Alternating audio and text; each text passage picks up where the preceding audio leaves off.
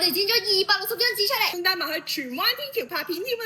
哇，好得意啊！你見住有好多唔同嘅麗英啦，跟住 P 嗰下佢將佢變成一樣喐嘅嘢。歡迎收睇將自己縮細放喺香港嘅街道第4集。今集我縮細咗麗英，記得留到最後睇製成品啊！而家呢個黑色嘅人係變緊做沙嘅，你雖然離別，但係個世界唔會因為呢件事而停下。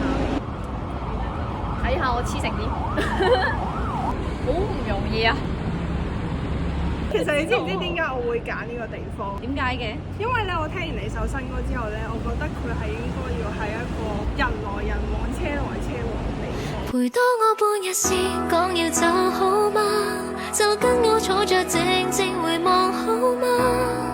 埋頭聽我心裏話，自然說笑話，累了慢慢躺。如果大家咧都中意正教童話嘅創作咧，就記得 follow Mika 嘅 IG 啦。我咧出咗新歌叫做《唔多我變阿婆媽》，記得去聽啊！大家快啲去聽啦！去聽啦！我哋真係唔止260張。係啊。